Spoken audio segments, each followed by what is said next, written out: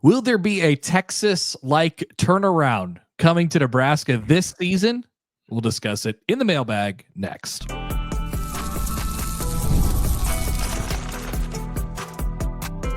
You are Locked On Nebraska, your daily Nebraska Cornhuskers podcast, part of the Locked On Podcast Network, your team every day.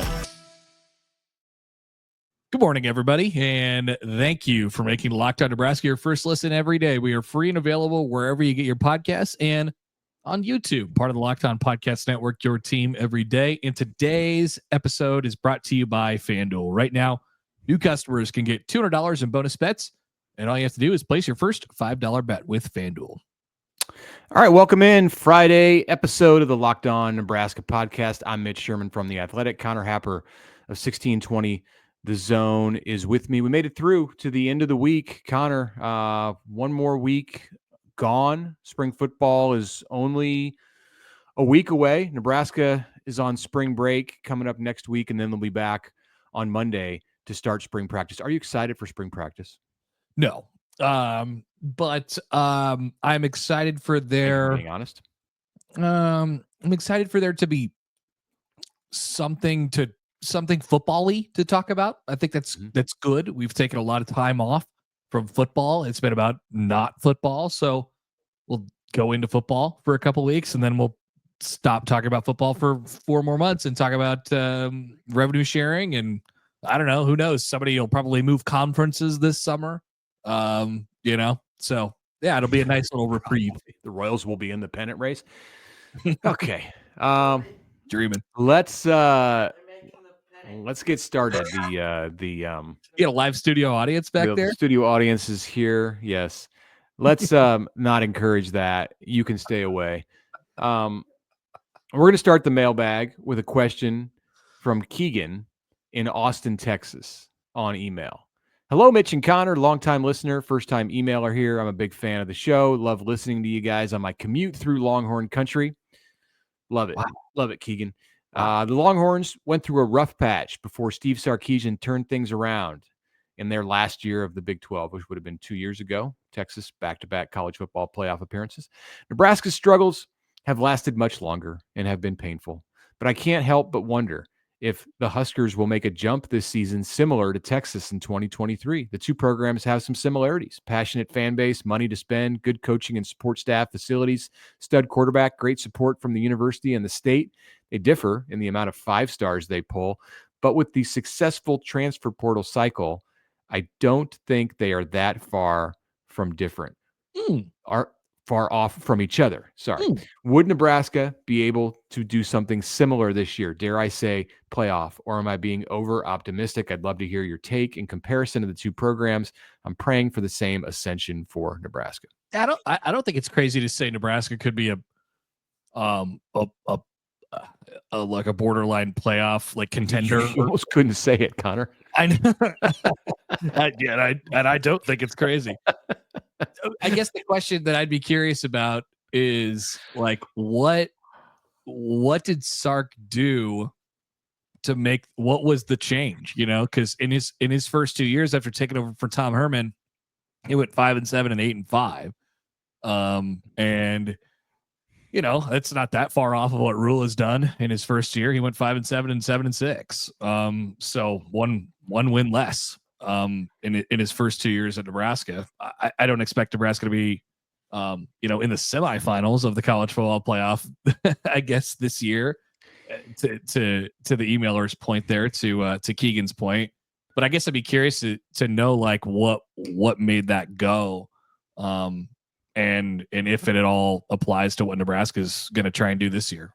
I hesitate to say anything about playoff right now because we had some discussions about that before the 2024 season and whether Nebraska should be thinking about this. Should Nebraska talk about it? It's an expanded playoff.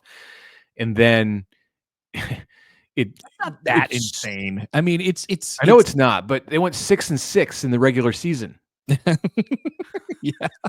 Yeah. And Indiana made the playoff last year. That is going to be the beacon of hope for everybody, that it will not provide an example for teams, I don't think, because it was pretty irreplicable, but it provides a beacon of hope. It's going to be the bane of so many coaches' existence because true. athletic directors will be coming into coaches' offices and saying, Why aren't "Did you you see Indiana? what they did?" Here's a question, and maybe we can end this answer to Keegan with this. I have a question for you. So, margin for error. The margin for error between Texas has a certain margin for error. Nebraska has a smaller margin for error. Now, Nebraska's margin for error is still fantastic in comparison to a wide swath of programs in college football. What would you say if you were going to say, take the difference between Texas and Nebraska, and now what program on the bottom side has an equal amount of difference to Nebraska? Like, how far down do you have to go to say, like, if it's That's an interesting way to put it. So like the whole thing is like a scale. Yes, the gap between the top 40 or whatever and then like the top 10 is wider than it's wide. It's a chasm. Do you think it's a Power 4 team? Would you put if Texas is a 10 and Nebraska is a 7, who's a 4? Is it like is it like Buffalo or is it Iowa State? Yeah, Iowa State almost made the playoff. It's probably lower. It's probably lower than the Power 5. It probably is a group of 5, in that area, and they have different, ways that they can make it work for them too. It's a different, sort of scale. It's an interesting way to put it. Like Nebraska's been a program though who has underperformed even for what its talent has said. Texas was obviously that for a long time, with success, kind of sprinkled in throughout there a little bit, and they got it to sort of click. I mean, Nebraska, I'd be curious to see what it looks like when it clicks. We haven't seen it click, it just hasn't. I don't know. Maybe Nebraska's not one of those teams, but I'd like to see it all come together for them one year. I think the gap between Nebraska and Texas is pretty large, but I also think Nebraska has a pretty good margin for error, a pretty decent margin for error in comparison to a lot of college football teams. Yeah. All right. From Nate in Wichita on email. Huge fan of the show. I listen to it before I start work every day. If you say that to us, then we read your questions earlier in the show. That's right. I had a bit of a unique perspective on the hiring of Matt Rule 2 years ago, as I am both a Nebraska fan and a Baylor alum. I was on campus for Rule's final 2 years at Baylor to watch him turn around that program. A lot has been made about the job Rule did at Temple and Baylor, and more specifically, the timeline for the 3-year rebuild. I've always been somewhat skeptical that he could replicate that formula at Nebraska, not because he is a bad coach by any means, but because of the strength of the Big Ten and some of the challenges that come with being the head coach at a program like Nebraska. I think it's likely we take a smaller step forward this year and continue to take small steps over the next few years, building to contention rather than one giant leap this year. My question is, do you think us as fans are putting too much stock into this being the year that Matt Rule will put it all together? And do you think the conversation about Rule will change if Nebraska only goes 7-5 or 8-4 this season? I'll tell you what, let me bounce this off of you. As you were reading that, and it's an interesting way to frame it up, Nate. Is this a boom or bust year for Nebraska? Right? Like,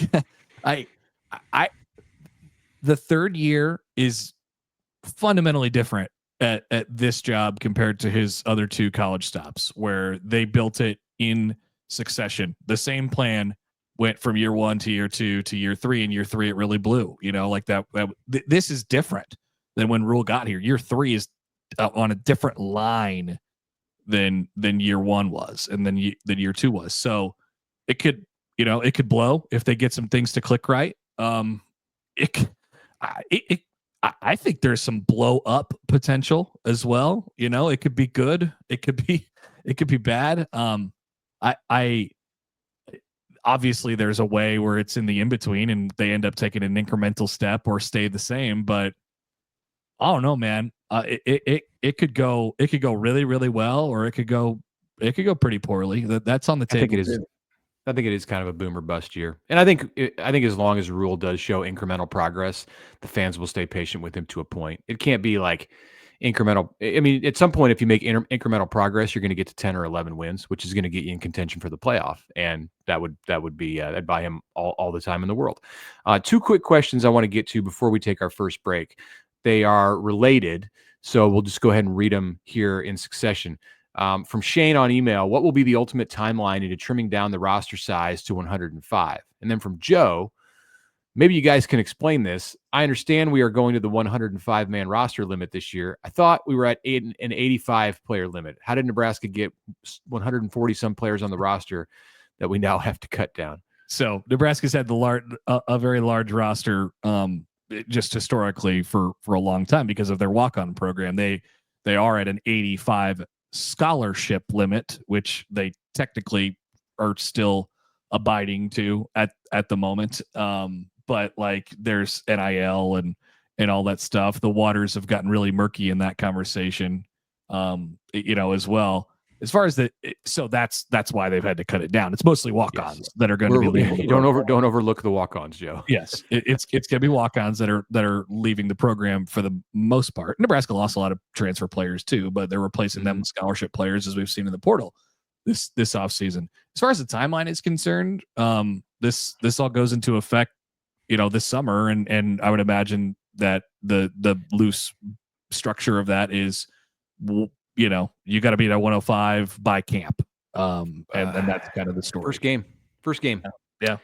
First game. They will go into camp heavy on the 105, and you got to be there. I don't know if there'll be a date the week of the first game. Nebraska plays August 28th. It may be Thursday of the first game or something like that. And they'll have cuts. Like it'll be cut day in college football, and that'll be very strange for sure. But some players will be injured, and seemingly there's going to be a vehicle for them to remain on the roster. But we don't know exactly how that's all going to look. We just know it's going to come in August, Shane.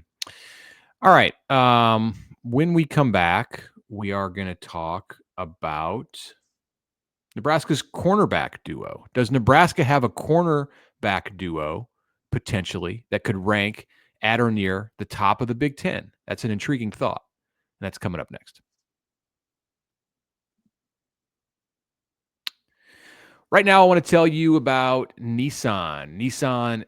We are all about the stats because numbers don't lie. And when it comes to the all-new Nissan Armada PRO-4X, the numbers are on an MVP level. With the ability to tow up to 8,500 pounds, it can quite literally carry the whole team plus the team's gear wherever you need to go. It's powered by a twin-turbo V6 engine, delivering strength and performance to handle highways, back roads, and everything in between. And with room for up to 8 people, the Armada PRO-4X is built for big crews, big adventures, and even bigger memories. So whether you're exploring off-road trails or rolling up to the arena, the Armada PRO-4X brings power, versatility, and style wherever you go. Take your adventure to new heights in the all-new Nissan Armada PRO-4X. Learn more at nissanusa.com. And I'd like to take a second to talk to you all about the FanDuel Sportsbook, the one and only FanDuel Sportsbook, where when the game tips off, you are not too late. You can get in on live betting with the FanDuel Sportsbook, America's #1 sportsbook. Live betting throughout the game, long-term, short-term, individual player props. You're looking forward to the big tournament coming up. You can get it on that action as well. And you can combine your live bets into a same-game parlay as well, which is beautiful right around this time of year. The live betting feature is indeed fantastic, but I love the expansive offering of options that you can wager on, and I encourage you to do so right now. FanDuel customers, if you are new to the game, there's an incentive for you. $150 in bonus bets if your first $5 bet wins. Once again, $150 if you're in bonus bets if your first $5 bet wins. Head to FanDuel.com and join today. FanDuel.com for your shot at $150 in bonus bets. Make every moment more with FanDuel, official sports betting partner of the NBA.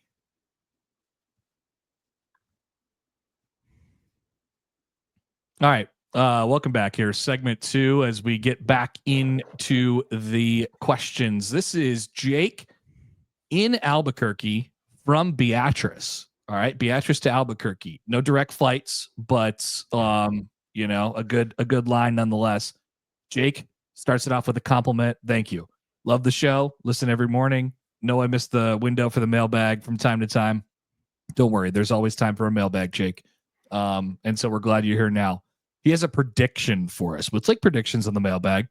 I believe wholeheartedly that Andrew Marshall, the transfer corner from Idaho, will be the difference in the defensive backfield this season. The same with Sierra Wright, the actor, if he continues to develop like I hope. I think by the end of the season, they could be the best corner duo in the Big Ten. So first, before the second part here, your immediate reaction to that.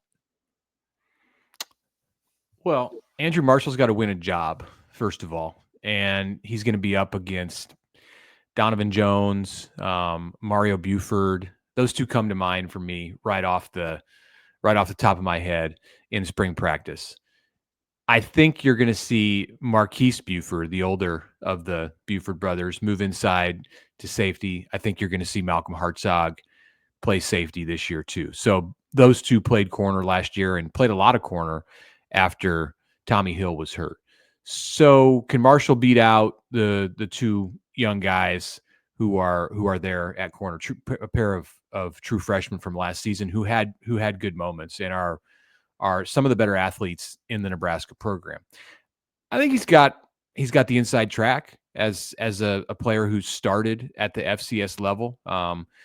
Very talented transfer, somebody who impressed the heck out of Oregon when the Ducks were playing Idaho early last season. Special teams star. Mike Eckler is going to put Andrew Marshall to use, I would say, as a return specialist. Yep.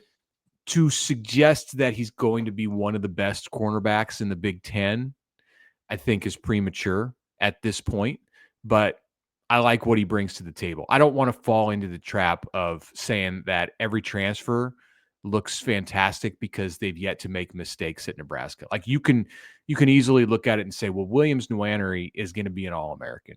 Yeah. Well, yeah, he's 6'6", 255 or whatever, but right. He has to do it on the field, and the same goes with Marshall. Yesterday's episode, you sort of went through the rundown of like the profiles of transfer players, like the situations that they come from. I like to think about Nebraska transfers that they've gotten about the 1 year guys. Yes. Yeah. So Andrew Marshall has multiple years of eligibility, right? And he comes in with talent, but was probably just he's just playing at a lower level. I think Omar Brown, from a couple of years ago in the defensive backfield, guy who was a little beat up during his time at Nebraska, ended up making a difference, ended up being an important player for them. Like theoretically, this, the ceiling was higher for him. So the ceiling is high, but you got to find a way for it to hit. Yeah, I agree. Too early to probably call him one of the best corners in the Big Ten yet, but there's going to be a lot of competition in that room. That's for sure. Nebraska's, I think, talented enough and deep enough in that room, just a little low on experience at this point in time. Yeah, I think it has a chance to be a really good room, but they're probably going to take some lumps at the beginning. Like there's going to be somebody out there, whether it's Marshall or it's one of those sophomores that I mentioned. Actually, Donovan Jones is a redshirt freshman. He played quite a bit in the Pinstripe Bowl, but did not go over the 4-game threshold. Mario Buford did. Mario Buford played in 8, 9, 10 games. So he's a sophomore, and Jones is a redshirt freshman. Nonetheless, they're both second-year players, and if either one of those guys is thrown out there in pressure situations early in the season, Cincinnati game, like there's going to be some moments. They're going to feel some pressure. They're going to probably have some struggles on the big stage. But I mean, I think the same for Andrew Marshall. Like he's playing at a different level. Doing it against Oregon in one game is very, very impressive. But to go through the gauntlet of the Big Ten, where it's so physical, and you're Nebraska didn't have to play Ohio State this year. Buckeyes are not on the schedule, so the Nebraska. No one's happier about that than the Nebraska corners. That there's no Jeremiah Smith coming down the road, but they're going to see a lot of good receivers. The second prognostication from Jake in Albuquerque via Beatrice is that Shedeur Sanders will be a bust in the NFL. Yeah, I don't know. I don't know where this is coming from. Shedeur was really good at Colorado. I mean, he's going to be separated from his father. Presumably, Dion was not going to be tagging along. Although you never know what if what happens after Shedeur gets drafted. But I think Dion's coaching at Colorado again in 2025. I don't know. I'm curious to see what happens for him when he because I view a lot of the things that he did at Colorado. I love that we get this, by the way. Like I view a lot of the things that he did at Colorado as just off schedule, right? Like he's making a lot of time for himself, like dropping back 20, 30 yards, trying to avoid people who are running at him. He had a horrible offensive line in both of his ears at Colorado. And then he threw the ball downfield where his really talented receivers, mainly Travis Hunter, went out and kind of made plays. And not to take credit away from Shedeur, like he's got to extend plays and stuff like that. But like I'm curious to see what happens to him when he has to be a little bit more on time, a little bit more structured environment as far as how he has to deliver the football. Like it'll be different for him for sure. The big positives and probably where he answered the most questions for me in his 2 years at Colorado were one with his toughness, because you said that offensive line, like they let him get hit a lot and he always got back up. Like there were times where I thought he's not getting up, and just about every time he did. I mean, he may have gone to the sideline and needed treatment a couple times. He may have left the field early once or twice. Yeah, but but he was tough. He is tough. And then two, just the arm talent. Like he's got it. This is not. I wondered when he's coming from a lower level of football and had all of the hype that was largely a product of who his family, of who his dad was and is. But he answered it. I don't know. I don't see reason to believe that he's like, he doesn't have bust written all over him to me at all. Some quarterbacks, it's going to depend on who drafts him. Like he's not Josh Allen, he's not Patrick Mahomes. But he might be the first Shedeur Sanders and be somebody who's really good in, he's not Jaden Daniels, but let's give him a chance. Yeah, no doubt. A lot of the busts, the guys that are labeled busts, like this guy could be a bust. They come from like the opposite, where it was too structured and it was too formulaic, right? And then they couldn't adjust at the NFL level. Shedeur is kind of coming from the opposite side of the spectrum, I think, in that regard. All right, a couple more questions on the other side as we finish out a Friday episode of the Locked On Nebraska podcast next. But first, a word from our friends from Monarch Money. You ever wonder where all your money went? I do, but like literally you spending it. It was you, but where specifically did it go? Between dining out, online shopping, entertainment, it is very easy to lose track. That's where Monarch Money comes in. That's going to be your personal CFO, ladies and gentlemen, giving you full visibility and control over your finances. Monarch Money isn't just a budgeting app. It's a complete financial command center. You could track all your accounts, all your investments, and all your spending all in one place. So you just stop managing your money and you start to build your wealth. It has all in one convenience. Instead of juggling multiple apps, you can use Monarch to check your finances, track spending, and even plan long-term goals. Take control of your finances today with Monarch Money. And a little added on bonus for you.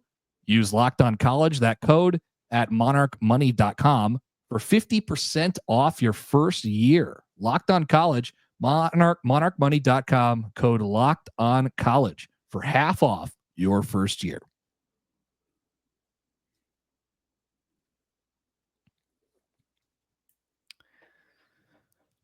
All right. Welcome back. Third and final segment of this Friday, last few minutes of the week. I'm Mitch Sherman from The Athletic. Connor Happer of 1620 The Zone is right here with me. We go back to the mailbag, finish up with a little bit of basketball talk. Well, actually, this is a basketball related question, or there's a basketball flavor to this, but it's a football question. So John on email, first, I hope I didn't jinx the basketball team by asking my previous question regarding the tournament win drought. I'll be sure not to bring it up next year. So now we've stretched this question from John into 3 mailbags over the last month. He famously asked the question about how many Power 4 teams other than Nebraska, or Power Conference teams other than Nebraska, had never won an NCAA tournament game. And I thought that he was messing with us. He later clarified that he was not, and he just didn't know because he's not that much of a basketball fan. So I don't think he jinxed anything, John. I think Nebraska did it to themselves. Yeah, they were responsible for that one on their own. Yeah. So John has a question. I'm actually not going to read the whole question, but basically what he's asking is, how do you recruit quarterbacks in today's world of college football? Because as he says, you can't bring in a 5-star Dylan Raiola type player every year, since they won't want to sit on the bench and wait their turn. So do you shoot for a 5-star one year and then a lower rated player the next year? And how do you pick the lower rated player? He says, this all seems risky. Maybe there's a simple answer here. And he's suggesting that you want to get a quarterback in every class, which I think is the prevailing logic. But as you can tell, I'm struggling to understand, says John. Any insight would be appreciated. Yeah, like, I think the thing to keep in mind here is that Nebraska only had a chance with Dylan Raiola because of his previously existing relationship with Nebraska, right? Like, so and this is how it works, not just at quarterback, especially at quarterback though, but it works this way at all the positions that Nebraska recruits. It is like, who do we have an in with? Who have we previously developed relationships with? Who do we want to develop relationships with? And then who is literally feasible to go out and get? So maybe one year it's a 5-star quarterback, and maybe your next year it's not. Like, I don't think it's a planned out deal of like, oh, we have this 5-star quarterback, so we can't get a 5-star the next year. If Nebraska had a relationship with the best quarterback in the country in 2027 right now, like, they'd go out and try and get him, or 2026. They'd go out and try and get that person. But, it's just a matter of like, how much work you've done previously and what that player's interests are. Little alternate reality question for you. If Nebraska had not signed Dylan Raiola in the last 2 weeks before signing day back in 2023 had gone the way that it looked like it was going to go all through that football season, where would the QB situation be today? Well, I would imagine that Heinrich Haarberg would have been your starting quarterback last year. Well, no, it would have been Kyle McCord. It would have been Kyle McCord, the Syracuse quarterback who threw for like 4,000 yards last year. You're right. Yeah. So that would have been a 1-year deal. And then you're probably would have gone to the portal. Probably would have gone to the portal here this year. You would have gone to the portal, or you would have been, really tracking the advances of Daniel Kalen, who's no longer on Nebraska's roster. So I think that's probably where they'd be. They'd be in flux right now. That's for sure. There'd be no Dayton Raiola. Well, maybe there would be, but we'll just say there's a fork in the road there, because you could have, if Dylan would have ended up at Georgia, maybe Dayton then comes to Nebraska. Dayton was probably, he's had less like ups and downs in his Nebraska journey than Dylan did during Dylan's recruitment, which was full of a lot of twists and turns. Dayton's been solid on Nebraska the whole time. But if Dayton wasn't there and a part of it, yeah, you'd be looking at Kalen, and then I don't know, maybe you would maybe Nebraska would have a commitment from Jet Tamala out of Millard South. Yeah. Who knows? With as far as John's question on quarterback recruiting, you just get the guys you can get, and you worry about it later. Like, you collect the talent that you can, and you let those guys compete, all fully knowing that some of them are going to leave. And that's what happened with Kalen. Nebraska went all out and signed 2 quarterbacks in its class last year, and only one made it through past the first year. So that's what they're going to continue to do. If there's a talented guy out there that they can sign, they're absolutely going to do it. If they need to look in the portal, they'll look in the portal. Yeah. All right. Should we get to Vince here on email? Our friend Vince in Napa says this is both a comment and a question. If 2024-25 Husker basketball was a passing tree, it would be a fade pattern if it was part of a passing tree. It's not a tree, not like growing out of the ground, but it's like the route tree. It would be a fade pattern. I'm a Husker fan, alum, loyalist. I only lived in Nebraska for 4 years of my life, 1994 to 1998. Thank you, Vince. Good times. But still have much love for the state. However, I have zero issues rooting for Omaha or Creighton in the NCAA tournament. Pardon my ignorance, but when I lived in Nebraska, I never heard the term Jaysker. Two-part question. When did Jaysker become a thing? Based on what you guys see, what is the pattern in terms of Husker loyalists rooting for the Mavs and or Jays in the dance? Okay, the Jaysker thing, it's hard to pinpoint exactly when, but when Creighton basketball, emerged, Corver, maybe 2002, 3, somewhere in that range.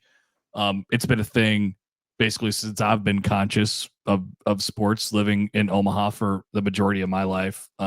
So hopefully that answers that question.